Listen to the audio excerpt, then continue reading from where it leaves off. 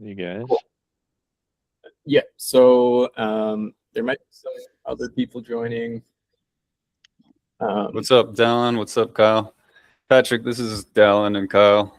I work with them. How's it going? Maybe a quick introduction. Yeah. So my name's Patrick.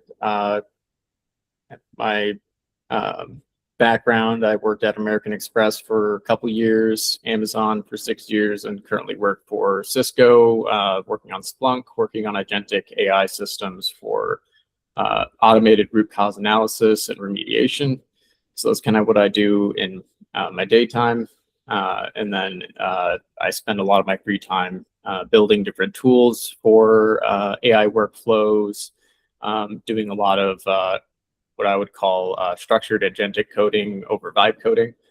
And I will just, yeah, I'll give you guys an opportunity to introduce yourself. Josh, I already know you pretty well. So Dallin and Kyle. Well, I don't know Josh. Who the hell is this guy? So Yeah, I'm just a guy over here trying to learn AI. No, Patrick is pretty much an AI genius.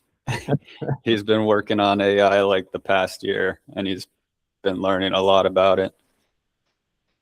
So it's really cool for him to demo his stuff. Every time, every week, he comes out with a new project. Every time I see him at the dog park, he has a new web app or application that he made. Yep, I always have too many projects.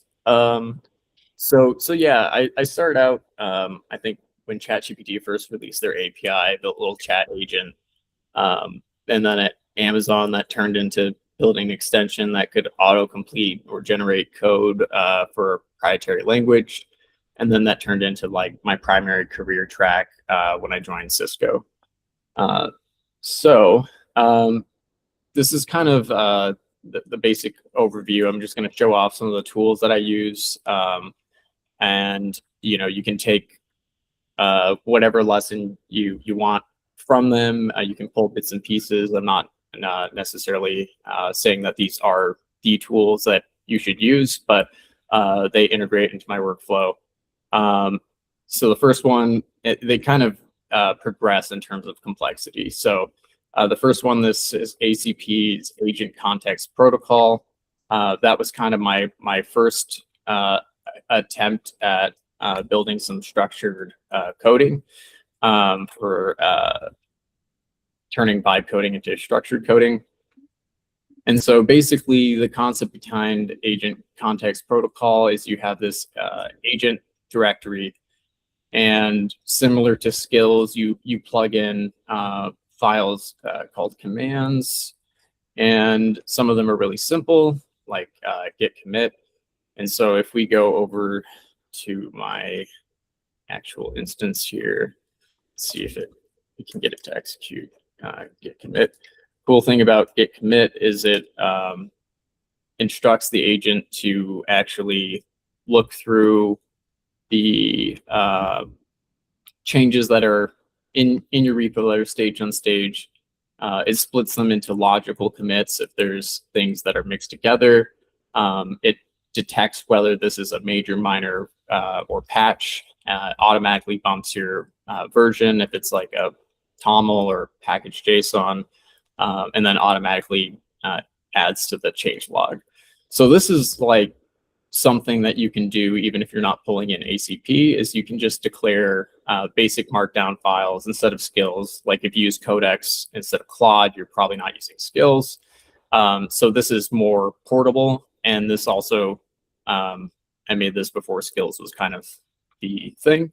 And so it just works with basic prompt injection, works pretty well. We'll see if this guy wants to go through here. So that's the first concept there. The other thing that I do use extensively from Agent Context Protocol, at least up until recently, is also feel free to jump in with any questions that you have for me. This is very, very loose style demo, so it's going to be kind of interactive. I've got a question. What are you running? So yeah, I guess I should give an overview. I use Claude CLI primarily. Okay, Claude. Cool. Big fan of the Claude CLI.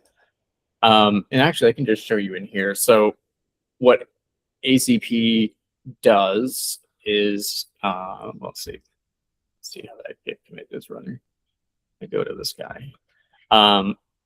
So I can say, let's see here. Let me go back to this because they all kind of overlap. So that's ACP at a high level.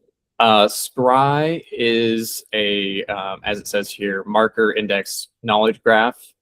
And basically what that means is every document gets stamped by an agent with a scry marker. And then that scry marker, there's a file watcher on the entire system, on the project directory.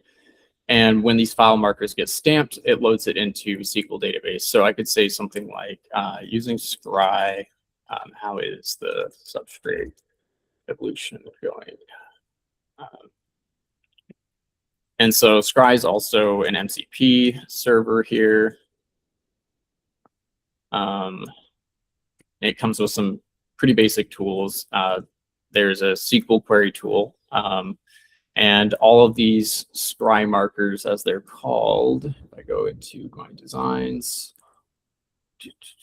and this is probably one of the genuinely most useful tools in my toolkit, and it's very generic. It doesn't need to be, it doesn't really cap your workflow into anything.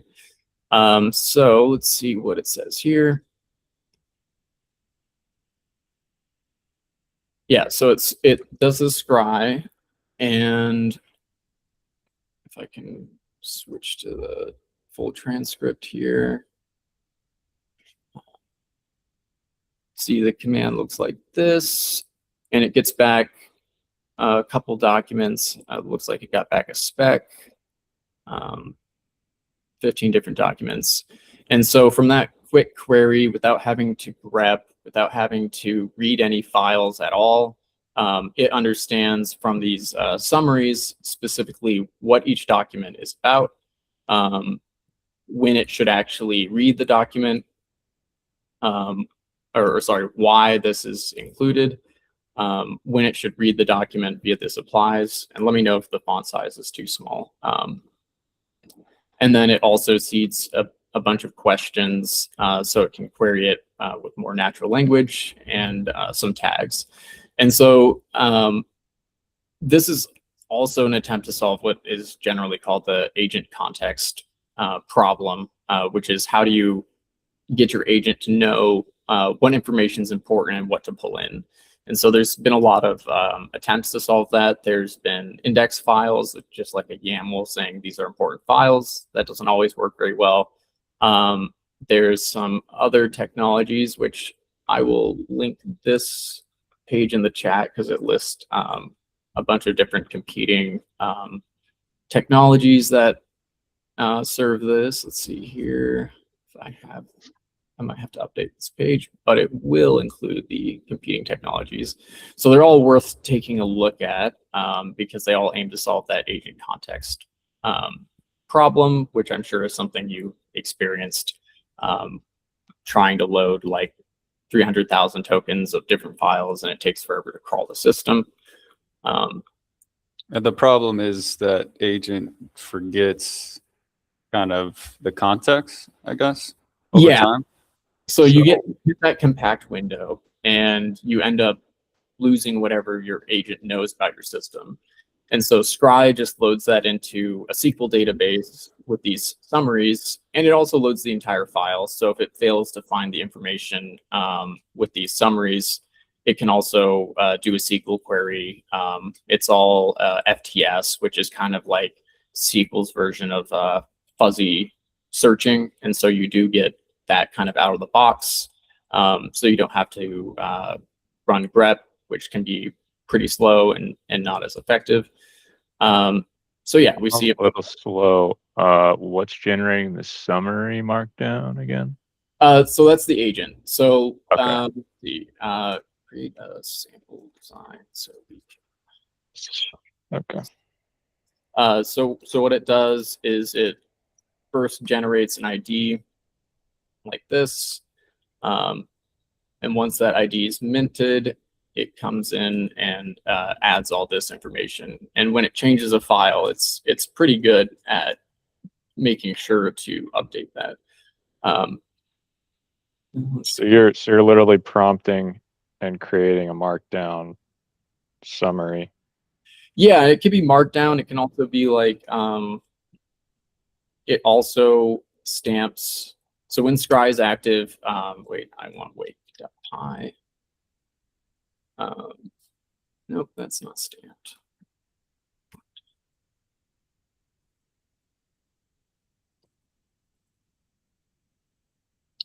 It's creating a design of the product you want. Yeah, so that's another thing. Initially, my design process was, I would say, like, let's see, go over to this guy here. CP.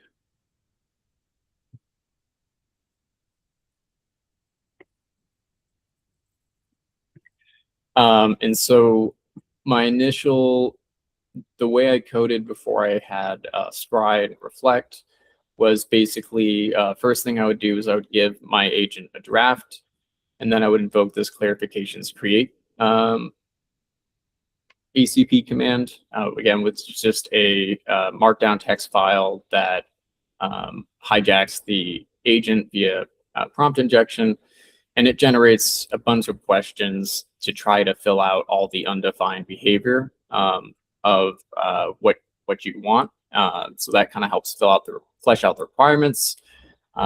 Pretty useful. I've gotten pretty lazy with my peer vibe coding projects. Haven't been using it much, but very useful for when you are scoping something and you want to interrogate your design and make sure that you are covering all your edge cases and all your undefined behaviors. So once I do that, I would usually run this design create command, which uses a template. Where is the template? Yeah. Which uses this structured template. It gives all of your design requirements an enumeration, so you can refer to them like DR1, DR2. I review that design. Once I'm happy with the design, I have it generate a spec with this command here. And the specs tend to look like, let's see right here, something like this. So you can see, like, this is a massive spec, right? This is 1,400 lines. So depending on how much control you want over what is generating, you read the entire spec. I did read this particular entire spec because it was an important feature for what I was working on. But by the time you are ready to start implementing, you have a design, you have a spec, you have everything scribed. The agent knows exactly what it needs to do to build your thing.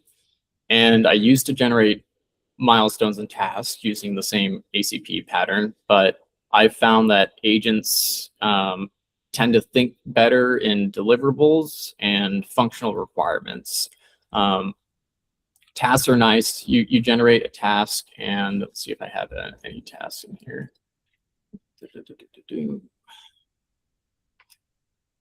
Too many files open, but tasks are nice because you can read through the task and you see the exact code steps it's going to take. So if you're really picky about the code you want it to write, that's a good solution.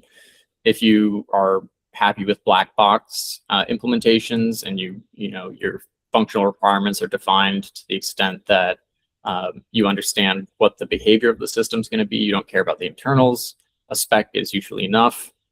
Specs also come up with conformance test and unit test built into the doc. So every functional requirement has a suite of unit tests that will be provided. So it is kind of TDD. You can do TDD if you want. Let's see, do we have any? Okay, so we do have some code files. Do you do TED in your daily work? Yeah, It depends. It depends on the actual project. There's some times where it is useful, and then sometimes where it's just a little overkill. Mhm. But you know, if I'm building some sort of utility function or something like that, or You don't probably care. some graph problem, yeah, it's a little more. It's like normally in my work, I'm building kind of these, you know, LLM orchestrated workflows, and TDD doesn't make a lot of sense. But then Mhm. I'm occasionally also building, you know, some sort of regex parser or something like that. So it comes in handy for sure. I should probably use it more. Okay, here's a scry marker in a file.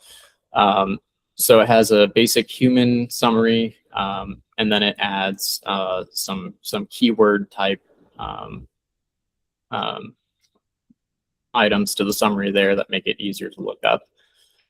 So that's ACP and Scry. Does anyone have any other questions before I jump into the last tool, which is kind of more Could narrow? could you do one quick recap, just summarizing both of those terms? Yeah. And so I think I will also post a link here to the slide deck. It's only 3 slides, but it kind of reiterates what all these are. So ACP, Agent Context Protocol, it's just a methodology for structuring agent coding. It fits in the harness category, so it kind of helps tame your agent. Gives it this agent directory. Each of these directory document types has a different use case. Patterns is actually really cool. I didn't go over patterns, but this helps your agent like guarantee to do specific things. So that's ACP. It's literally just a set of markdown files and a directory, and it's a concept that extends beyond just this actual implementation. Any system where you're using directories and markdowns to harness your agent kind of falls into that same category. So that is, again. So if you wanted to use that for your project, do you just import that into your repo, or how do you actually use that? You just go over to the page. Right now, you just install it with a bash script right here. I am kind of working on porting it to an MCP server, so it's a little easier to mess with, but it's kind of been deprioritized for me since the newer tools haven't made it obsolete, but they just kind of carry a lot more of the load. Yeah, so that's ACP. Very simple. I'd say the one learning that I would take from this is just the commands and maybe the patterns are very useful. So if you go in here and just take a look at the commands, the most useful one is this. So like you could drop this into your repo today. And then whenever you're making a Git commit, instead of going through the whole flow, writing your commit messages, updating the change log, you just invoke it with this Git commit go. Yeah, you just invoke it by typing the file name. And then this clarification landed. And so let's see if I can open that. Nope. Where would that be? Clarifications. There we go. Nope, it didn't land. I don't know where I put it. There we go. So clarification was one of my primary tools in the workflow, but it just asks very specific questions.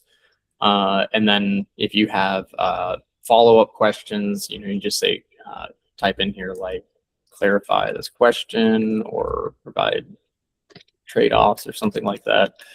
And then when you run clarifications address, it goes into that same document, adds a bunch of markdown comments to follow up with you. Then the other one here, and yeah, I'm trying to be mindful of time. I'm happy to go for an hour, but I know your guys' time is valuable too. So if you have a hard stop at 12, that's perfectly fine. And then Scry is the index graph. And so all of your data is actually built, get committed into the file. And then the file watcher lifts that up into a SQL database via, the file watcher, or when you check out a new branch, clone a new repo via a MCP command, scry surface, and that populates your SQL cache. And that is basically my approach to the agent context problem. Does a really good job. There are RAG-based approaches, which is like a vector store with LLM embeddings. That's all right. The compute's pretty expensive. It's kind of overkill, I think, for indexing files. So Scry is a really light way to do that. So I definitely recommend giving that a spin. So that's kind of the summary of those two. If there are no other questions, I can dive into the last tool, which is kind of heavier weight. It's very opinionated, so I wouldn't say it's right for everybody's workflow, but it is pretty cool to look at. So with the Scry, is that all generated? So if I bring in quote unquote Scry into my repo, what is it that I am getting started with? Is it I start creating my quote design document or something like that, and we start building up a context for the agent to then refer back to and grow as more requirements come to light, or we start coding? Like, what is the process really when we're talking Scry in the use of this? Like, how does it continue to grow? Because your Scry folder, I think I saw, was dozens, if not hundreds of files, all hundreds and thousands of lines long. So what is it ultimately doing? Yeah, so I can give an overview here. So the Scry tool, or if you add to your Claude MD or your agent to kind of reinforce to use Scry, anytime it creates a file, it'll stamp that summary in there.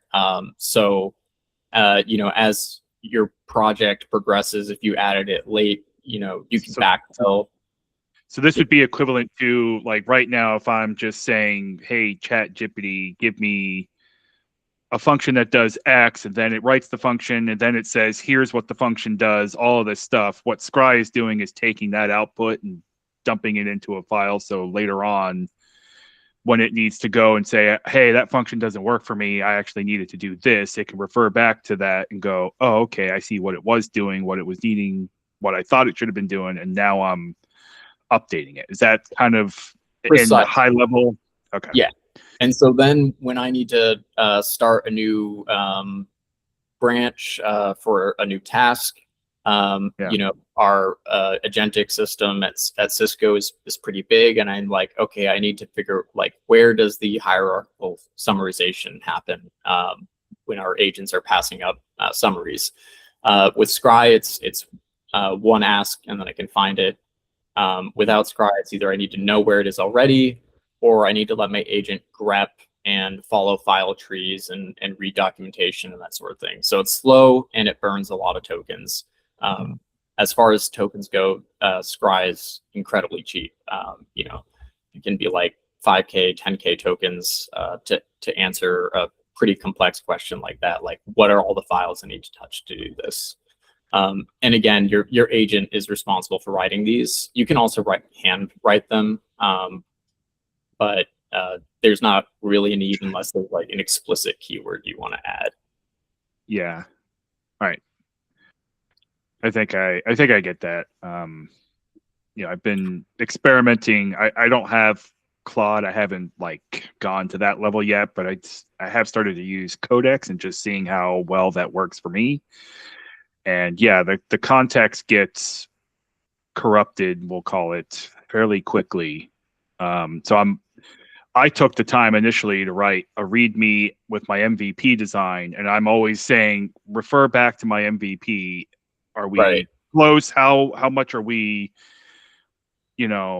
getting far off from the mark? Because I'm using that as this is what I want today. I don't need 150 bells and whistles yet. I'm trying to create, deliverable.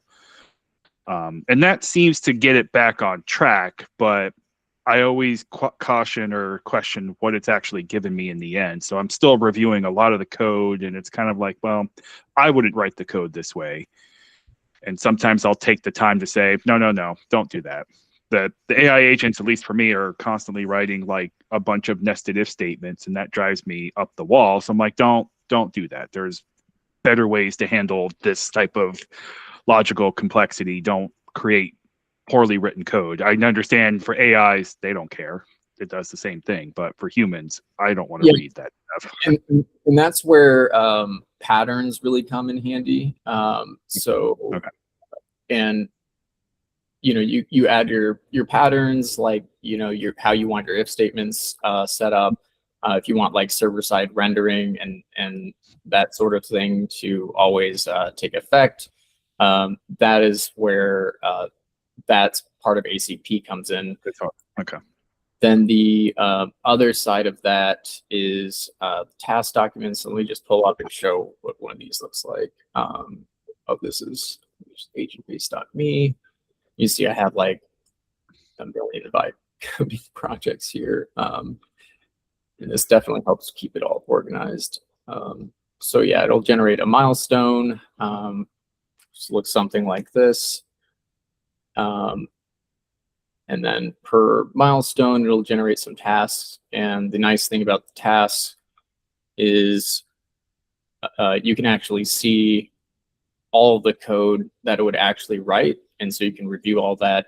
It's similar to like a Claude plan. I'm sure Codex has its own plan. But it's a committed artifact. And so when you need to go back and figure out, what happened, why this happened, you have these task files. So my old process was generating these task files, reviewing every single one, and giving it guidance. Yeah. And that's what I feel like I'm doing today, which, I'll give it kudos that it gets close, at least close enough to where it's like, all right, the skeleton is there. I don't need to go and write some of this crap from scratch, but not close enough to where it's like, oh, I trust everything you just wrote is exactly what I wanted.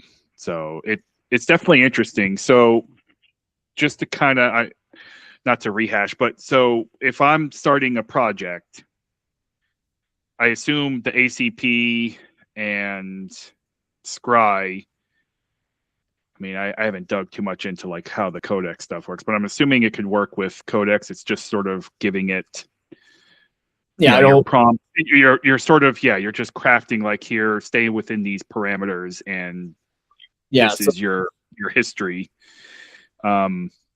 So if I'm starting a project, you're suggesting I download ACP, I download or put Scry into my project, and I know you want to get to reflection, we'll get there, but at least those two would sort of get me in the same workflow that I'm doing today, where I'm just sort of constantly reinterrogating my AI saying, no, reread my MVP and tell me if we're on the right track or how far away did we start to veer because, you were too into weeds on one of these coding tasks that I had you do. So, and it makes it so that you don't have to repeat yourself as much. If you have like a specific pattern you want to use for your tasks, your designs, that's baked into the prompt, and then it's extensible, and it has a package manager, which maybe is overkill, but is nice. When I started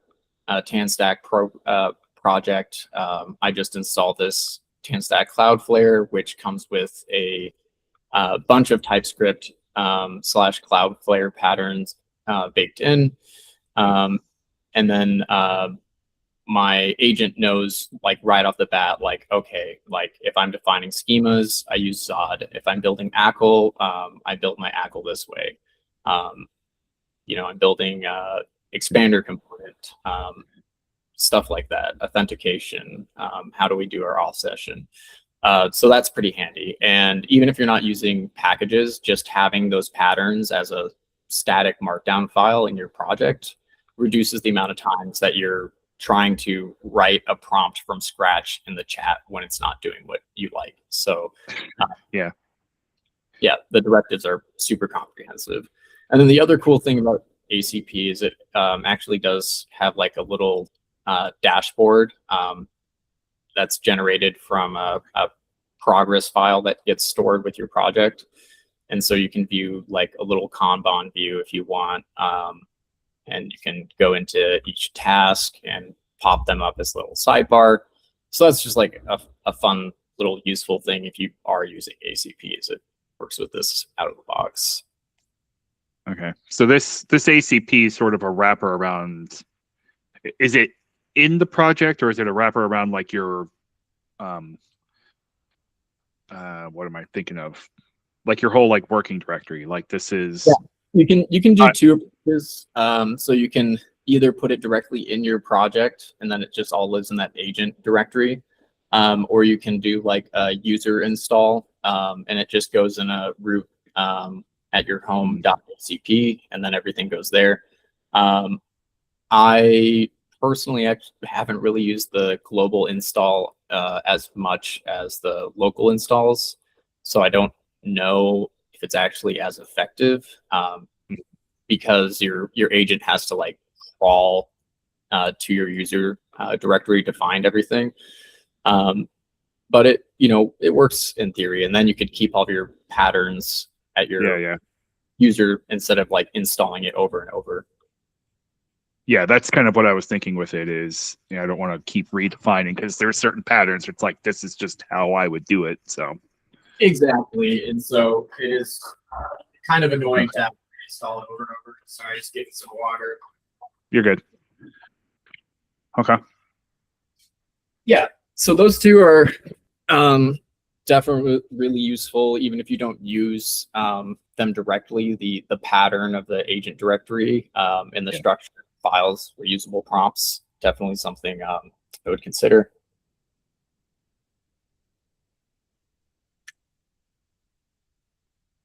All right. And then the last thing here, and again, this is like a highly opinionated system, but what this last MCP server called Reflect is kind of the newest tool I built. It's only 14 days old, so but I found it to be really effective. This is more kind of like black box coding. I don't think for just a bunch of projects here. This website, I haven't read any of the code. All the research is generated from a suite of what are called tracks. And so before I dive into the details here, the basic definition of Reflect here is a multi-track agent runtime. So it is more of an agentic coding flow where each agent has a different identity. And so in here, I find my... Yeah, this is like, is it Microsoft's agentic? I can't remember what theirs is called, but they had a thing where they just fire up a bunch of agents and they're acting as different parts of the whole, product manager that's coming up with, here's everything I want. Then there's the coding agent. Then there's an agent that's testing and doesn't care what the code is and only cares what it wants and verify. And all those just sort of work together. And then they keep cycling through each other until the product sort of matches what the ask was. So yeah. And so my kind of the biggest win, I think, I found with the Reflect thing here is I have whole design team agents. So I have an architect, I have an idealist that pushes like elegant code, but then I have a scope cutter, which kind of balances it. I have a red team, which looks for security and all that sort of stuff, a spec writer. And when they work together, they kind of hand stuff off. So I'd say like, hand off to architect an app idea for finding a lost dog. And so, while we're doing this demo, it's going to send this to the architect. And, very simply, just this wake file is just kind of a starting point, reads this wake file, and it's going to fire off a directive here. So, we have a very loosely defined thing here, Yeah. but core concept, blah, blah, blah, blah. So you send this to the architect, and then if we go back here, there's a cron job that picks these up, but I'll just go ahead and fire it off manually. And so you can also see I have other processes running here. I was trying to get a web dashboard of the CLI running before the demo, but as you can see, it's Claude was not cooperating with me today. Okay, so architect has that directive. It's booting up. I'll give it a second to do that. In the meantime, I can just show the dashboard orchestrator. So this is like more of an autonomous run. It doesn't really ask for permission. It just kind of goes and starts making decisions. So let's see here. And that is because my root wake file here basically tells the agent to act rather than deliberate and hand off to you. If it genuinely is blocked, it will send a message, an async message to an inbox that you can view. You can also say like, with your chat agent, run down the inbox items one by one. So that's kind of handy if it focuses on units of work, and it can take like 15 minutes to do something, and then you can kind of inspect what it did. We look at the architect. The first thing it does, sees, okay, I have a design. It starts scrying for things to see if there's actually something that's there already. And then it's creating the design for the lost dog finder. We'll see if that landed yet. Oh, didn't land. So yeah, this is really useful. I'll be working on like 3 or 4 projects at once, token budget permitting. Yeah. And so it comes back, it tells me everything that's blocked. So these are things that I need to run myself. It looks like I need to restart my system control so my new services come through. And then the other items, it'll tell you what it's done recently. And so there's a reflect report command that I ran when I first opened this, and that reads through each report that the agent has produced. So in addition to those inbox messages, it also produces a report that gets committed. The whole transcript, including its thinking process, you can commit those artifacts. And so if you ever need to understand why it did something, so I can be like, like I was telling Josh, to add a paywall to see if it remembers this. I gave it a little website so that it could, my instance, the Reflect instance, has the ability to like go on Blue Sky and post on Blue Sky, email people, reach out to people, and I thought it would be cool to give it a website for a chat that I could actually communicate with people. The first time I gave it autonomy and let it run for like 5 hours, I said, this is your project, do whatever you want with it. The first thing it did was add a paywall. So that was pretty interesting. So let's see, check historical wake reports. So with this Reflect, it's an MCP. is that running in your infrastructure somewhere? Is that just on the same local machine, or? Yeah, you just run it on your box. I run I have a remote dev desktop, so all my development is on like a DigitalOcean droplet. And so that makes it easy to hook up like APIs. It exposes a port, and then the dashboard, web dashboard, can talk to that port. But yeah, it's a CLI program. So that's where this dashboard comes from. Let's see, get out of there. So you can use different commands here to interact with it. This just pulls up the session view. You can type in here to interrupt its thought process if you see it going off the rails.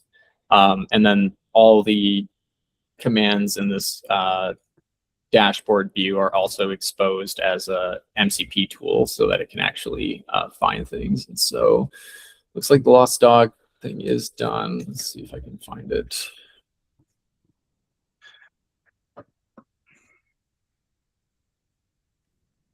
Well, that's interesting. It cannot find the paywall conversation.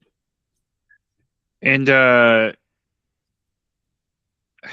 how do you keep this thing from doing nefarious stuff? Is that all part of your ACP, or is this, like you said, it can post to Blue Sky and theoretically do anything? So what's stopping it from doing truly nefarious stuff? Because that's some of the things I've also been reading about just with Claude as well, is that it can start cracking a lot of these companies' firewalls and stuff. And so there's a worry that, like, I don't want to overuse too much where it starts to a lot of this is an experiment in giving an agent autonomy and kind of inversing the control flow.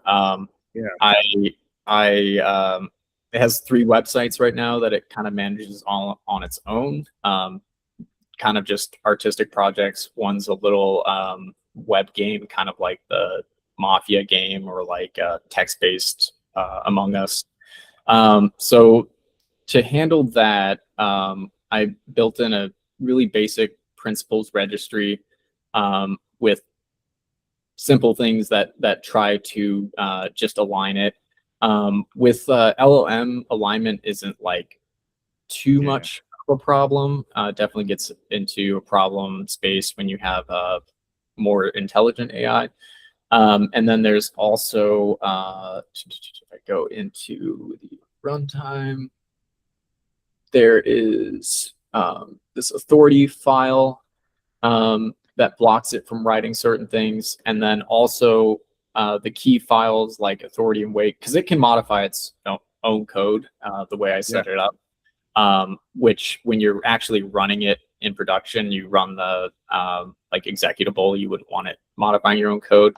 But there are certain files in the project that are like pseudo protected, and so it can't even touch those files. So that's kind of like the way I do it, is you have hooks in Claude, probably exist in Codex, that plug into certain tools that it tries to use and can block them or change its behavior. And then you can also protect specific files. As far as like preventing it from doing nefarious things when it's communicating online, I have an outgoing sanitizer, which basically passes whatever it wants to do through a 2-layer.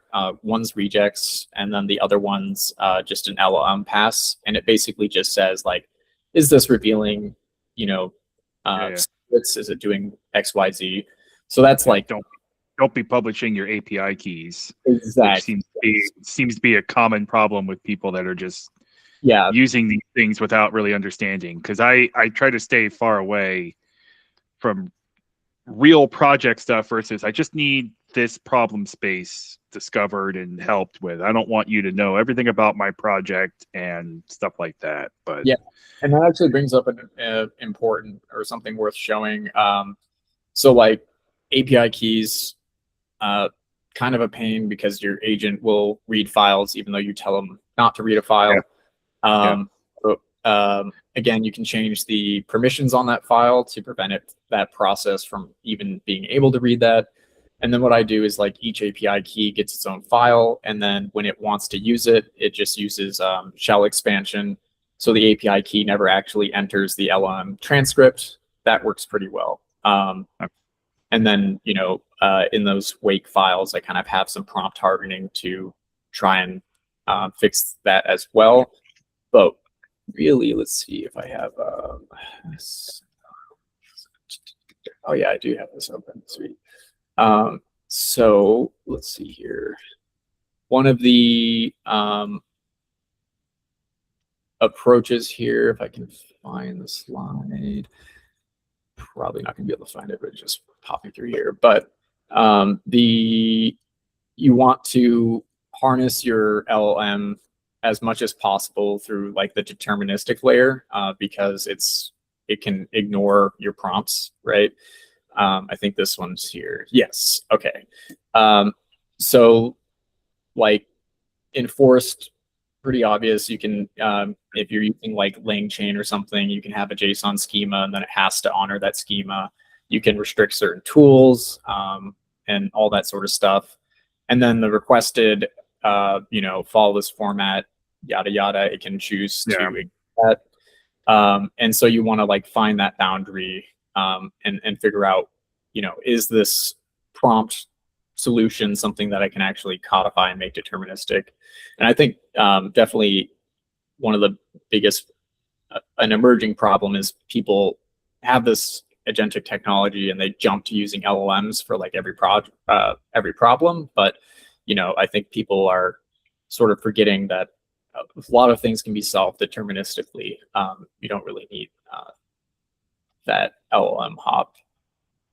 So let's see, what is it doing here? Let me go back and see how this is doing. Oh, let me find that design document because I am curious to see what it produced. So here are all the designs. Dog. No, not dog. It looks like it already committed it. Stuff. I'll just wait for that to load. And then let's see what's happening over here. Is this like a mono repo with all your projects in it?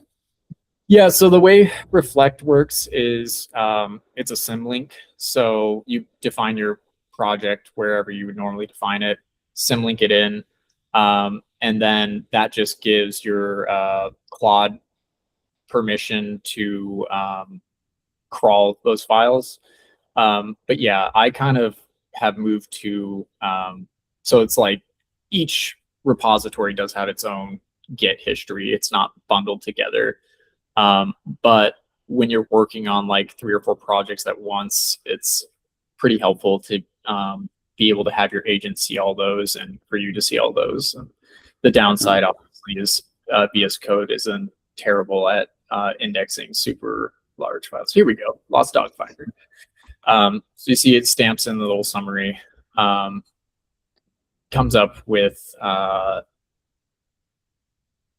all sorts of decisions here. Let's see what it's looking at, prior art, so other things that already do this.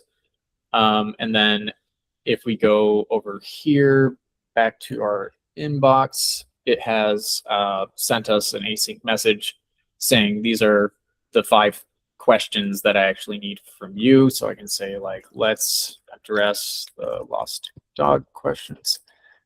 And let's see, find the paywall thing. So here, substrates,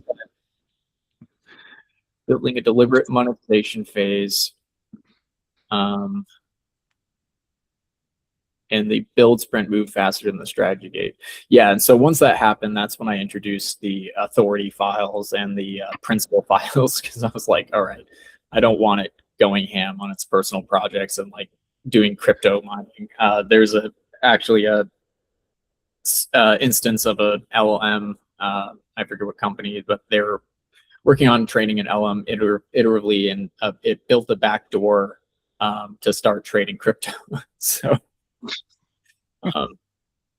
well, and so those are the things that like still worry me about using these things extensively, because it's like I don't want it to start going off and being like, oh yeah, I see everybody else does paywalls, we're going to do a paywall. I see everybody else doing It's like, no, I mean, I want you to understand why those are happening, and then we can have these sort of back and forth discussions. You know, you ask me questions, but yeah, that's why I've been very wary about, you know, still using Codex, and that's only because it's part of what I pay for with Chat GPT, and that's why I haven't moved on to Claude or anything else, because I'm just like, I don't really want you to go hog wild and start doing anything and everything you feel you can do.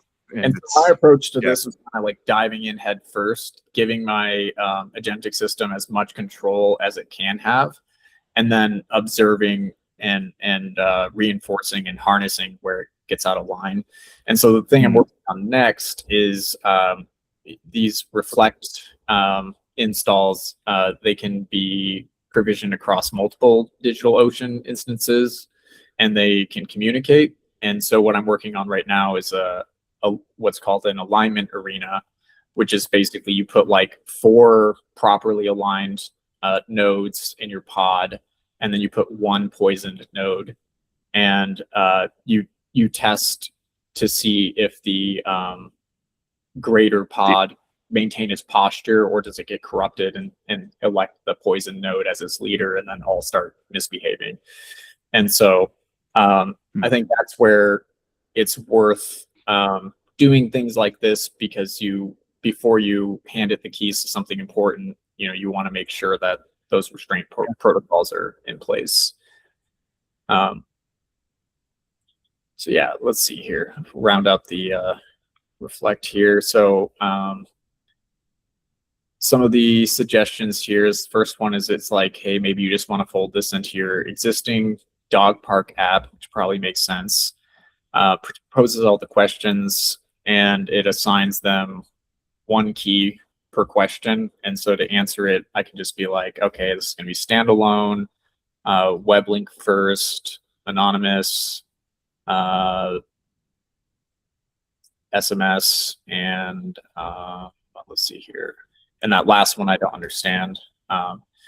So it's pretty absurd to me that this is what my programming experience has been reduced to, is just typing in these nonsense words. AJLU. Yep. Man, if that was me learning coding growing up, that'd be super easy. But like, I know that. So strange. The difference in coding from like a year ago to now, it's like I miss writing my own code, but it's just not practical to do that. So it parsed it, and then it failed to understand that question mark. Failed entry 10. Let's see if it remembers what entry 10 is. And so kind of the rules and protocols in my wake file are all enumerated. So if there's any principle or whatever, something that it fails to do, I can say like, hey, you messed up for the question principle, and it'll kind of handle that. So yeah, I think that's pretty much it. I also had a box prepared so that we could all tinker on the same box interactively, but don't think we ended up, we just didn't go that direction. But yeah, so that's basically the workflows that I use, and happy to keep chatting with you guys for a little bit. Hear about what you guys are using too. Yeah, I'm wondering how well this will work with Codex. I'm gonna play around with it and see. Yeah, I was gonna say I'm willing to at least do the ACP and Scry. I mean, Reflection might be a step too far, even though I like how it does it, but I'm still, it's not that I'm untrusting of the code, it's just I like to have eyes on it and personal touch, because I still do that every time it spits something out. I'm like, great, that's a great skeleton, but you know, I need to sometimes I you need to dig give it. it the Kyle spin. So It's like writing React code Yeah. that's like horribly in performance. for me, it's the boilerplate stuff that I hate doing. So, like, I don't know about Josh or Dallin so much, but I've been writing a lot of Rust, but I really just hate some of the boilerplate stuff. Like if I'm writing an API server or a web server, I don't really want to write the boilerplate, got to get everything. It's like, just get it out for me, and then I can come in and start crafting what it actually needs to do. So, Yeah, exactly. Yeah, like I said, yeah, definitely ACP or the principles like structured prompting, Scry or similar tool, and I'll get you guys the list of the existing tools that do this, because it's one problem space with different solutions, and my particular tool might not be the one that fits your use case. So there are cool tools that do that. Those are definitely like, you can just drop them in and start playing with them today. Reflect is a lot, much heavier handed.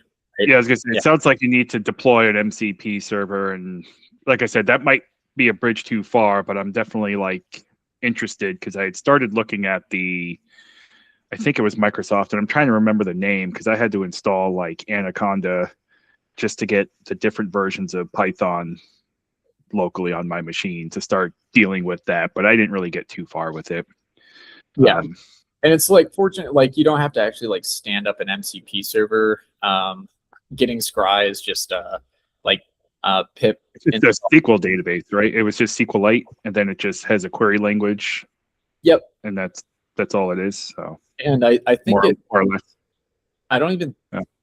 Do you need to install SQL? Yeah, I think you need SQLite 3 now that So yeah, it's just Python, SQLite 3, and then one pip install, and then a Scry init, and then add your Codex MCP config, and then just all runs locally, so you don't have to run anything remotely. Nice.